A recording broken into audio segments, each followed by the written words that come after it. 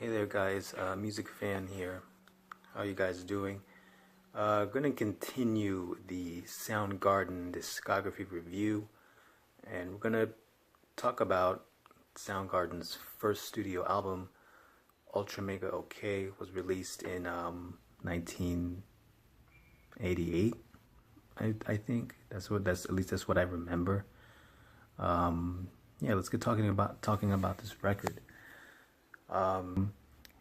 Yeah, so this record, it's a pretty interesting record. It's an early account of Soundgarden in their early grunge, pre-Nirvana era of the Seattle grunge scene. At this point, in the late 80s, like that scene was kind of like bubbling underneath the surface in the Seattle grunge scene. I mean, bands like the Melvins and Nirvana, and including Soundgarden, were just really underneath this community of rockers that kind of played a sort of punk influenced, but it was also kind of melodic in some way, with the very sludgy guitars and whatnot. And this record kind of like made Soundgarden stand out uniquely from the pack,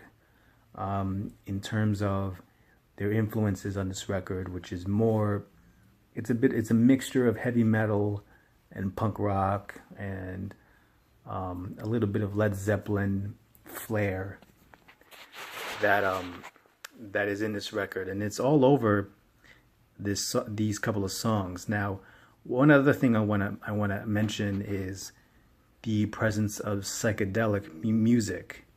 Not necessarily Pink Floyd psychedelic music, but it's more kind of this bendy, twisted psychedelia, especially with two instrumentals, which I will get to shortly. Yeah, so let's go through this album really quick. First track, Flower. This is actually my personal favorite song off this album. Sorry, I'm stuttering over my words.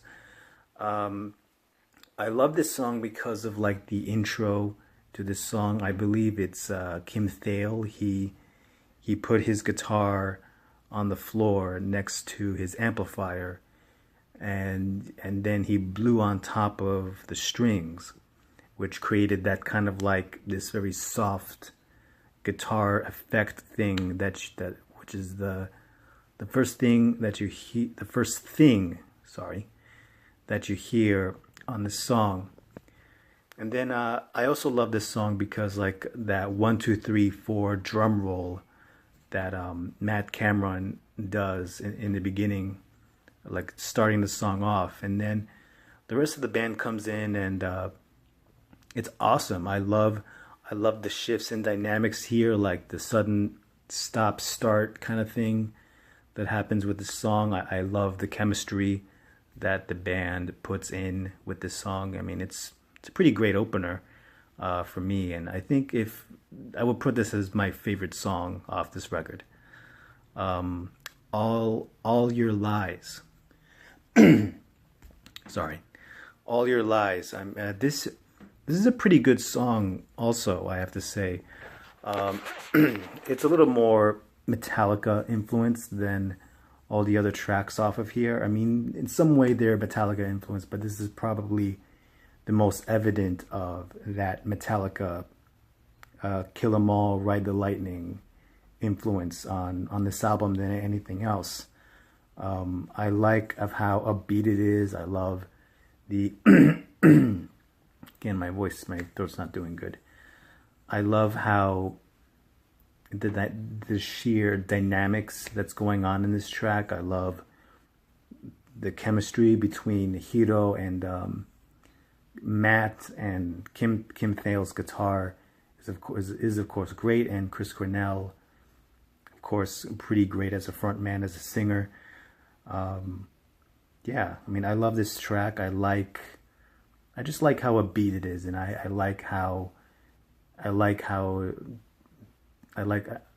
just like it. It's not my favorite, but it's a pretty good song. A 665. Oh boy. You know where this is going with a title like this. Apparently, this was done of the idea that if the number that is between the 665 and 667 was powerful, then the numbers around it was even more so powerful, or just as powerful as the central number. Make of that of what you will. And speaking of which, like, remembering back my reference to that psychedelic influence that I mentioned earlier, this is a weird instrumental.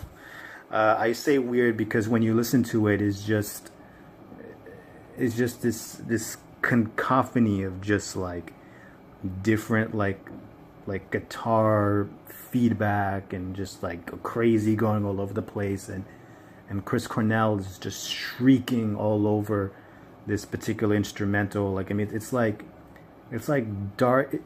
It feels like if Pink Floyd, you know, Piper at the Gates of Dawn era Pink Floyd, minus Richard Wright with the keyboards, if they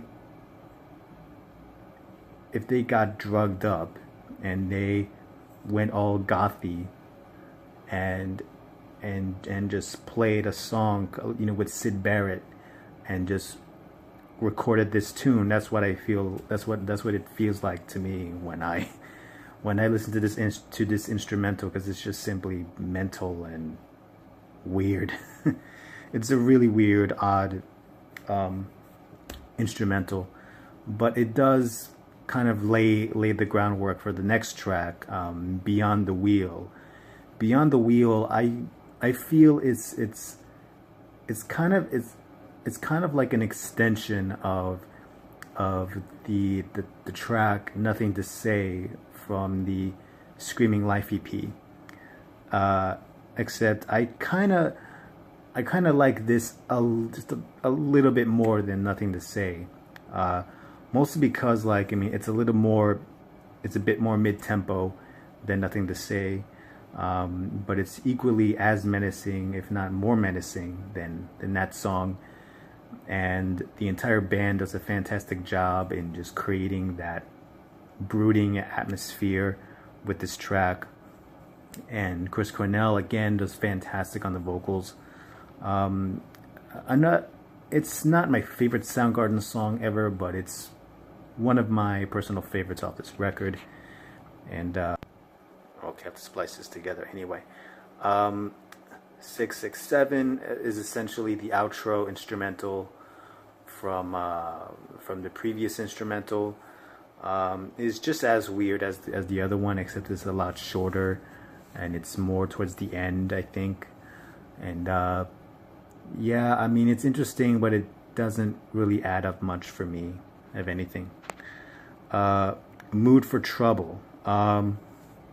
This track, I feel, is okay.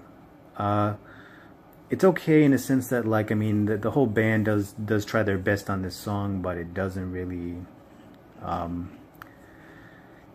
do much of anything. I mean, it's if there's one thing I can compliment on this song, it would have to be the what's the thing I'm looking for?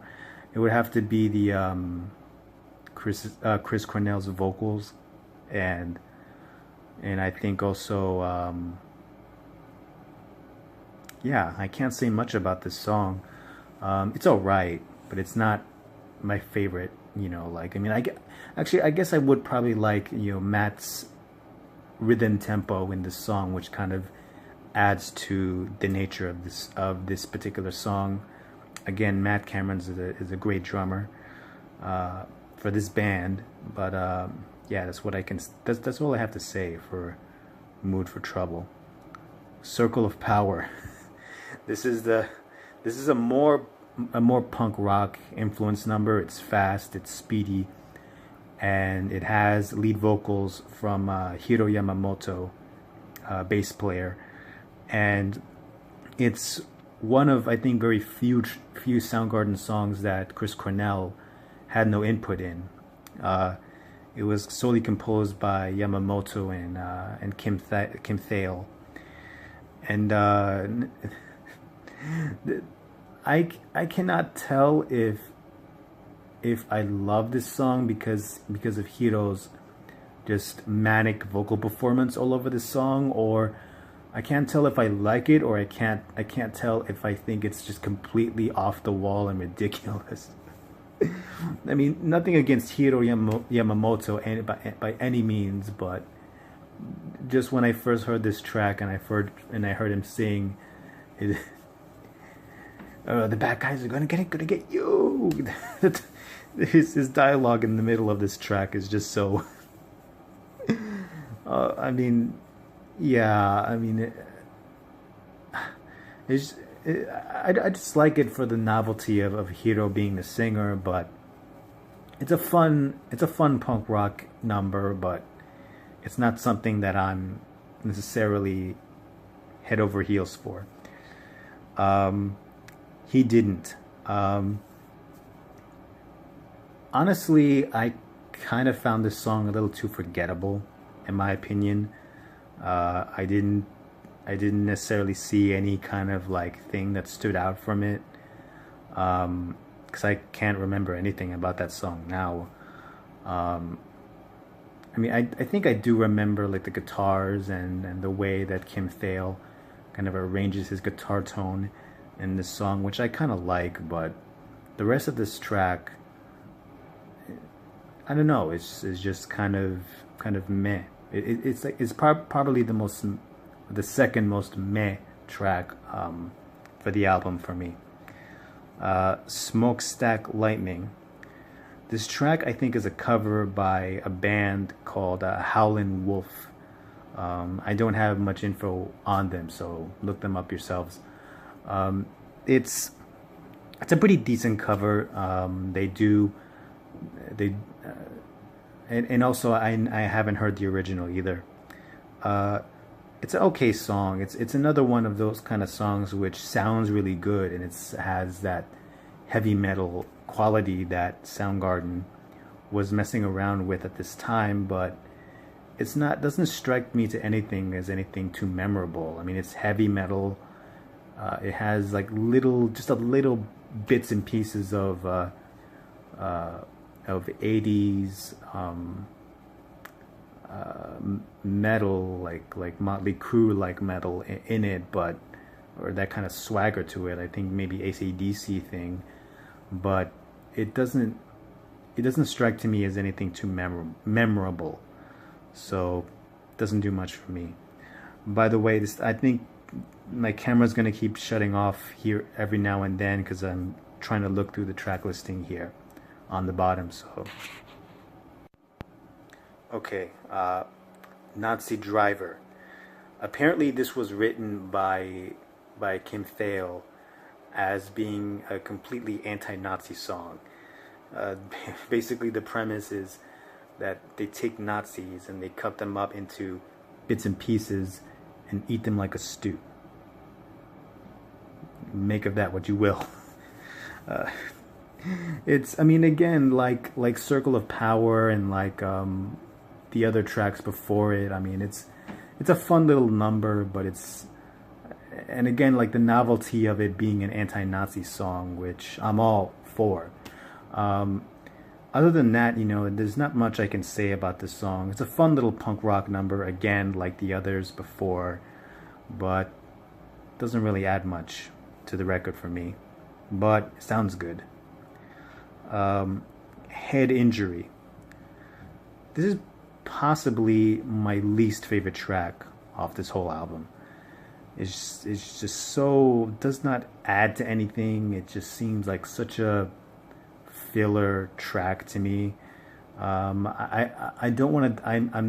I don't want to discount the effort that the band put into this particular song. I'm sure they tried their hardest and their best to make this track the best that it can be, and I'm sure this is somebody's favorite Soundgarden song somewhere out there. And if you love this song, fantastic, great for you. I certainly don't want to ruin that enjoyment that you get from this song. Enjoy it as much as you want, but for me, it's probably the most throwaway song off the album. for me, at least for me. It's just so useless and just doesn't add to anything, to this album or even Soundgarden's catalog as a whole. It really doesn't to me. So yeah, that's my least favorite song off this record. Incessant Mace. I like this track a little bit more than Head Injury. I think what's really good about this song is, again, like the Chris Cornell's vocal presence kind of really, in my opinion, really makes this song shine through, and the band's performance on the song is definitely top notch. Yeah, that's all I can say about this song. And lastly, we have the John Lennon cover, or John Lennon tribute, 1 Minute to Silence, or no, 1 Minute of Silence, excuse me. This is done, of course, in tribute to John Lennon, and this was in reference to a John Lennon song called 2 Minutes of Silence, where it's just 2 minutes of silence. And unlike that one, this one, the band, at least from what I know, tried to be quiet for just 1 minute. But according to Chris Cornell, Kim Thale just couldn't keep quiet. You do kind of get that with in the mid part of the song, like the sound of a guitar being turned off or something, or an amplifier being turned off, and I think by the end of the song, or by the end of the piece, you hear either Kim or Chris Cornell voice frustration at the end. Can't say I have too much to say about this one because it's self-explanatory. Kind of clever, but doesn't really add much to anything. Overall, I would rate Ultramega OK between a 1 and a 5. I would put this, I would say, around a 3. Possibly around a 3, maybe the same. Actually, no, probably like around like a 3 or a 3.1. Maybe like slightly 3.2, around that kind of mark. And I say that because like there are great moments on this record, at least I feel that way. There are good songs here which are really fantastic, and I do appreciate the band's fusion of like grunge, heavy metal, a little some punk rock influences on here, and Chris Cornell's vocal performance, of course, is fantastic. But as an album as a whole, it's good. It's a good Soundgarden record, but it's not really doesn't really rank high on the list. I do kind of think that the one thing that this album kind of suffers from is the production, and the band has made that clearly known, that they went outside of Seattle, and that they didn't choose the right producer, and I wish that they could have had this record a little bit more better than how it came out. But otherwise, I mean, this record again is good, and there are some good songs on this record, and I do appreciate the band's attempt to, again, this fusion between Black Sabbath and Led Zeppelin, heavy metal, grunge influence kind of thing, you know. But they're just not quite there yet. And this record, while it is really good, in my opinion, I think it kind of is all over the place, and it's kind of suffers as a result. So yeah, like a 3.1 out of 5 for this record for me. Anyway, this has been Ultramega OK album review. Tell me what you think on the comment section below. Do you love this album? Do you not like this album? Why not? And hopefully tomorrow I can get to the Louder Than Love album review. Alright, see you guys next time. It's a music fan. Take care.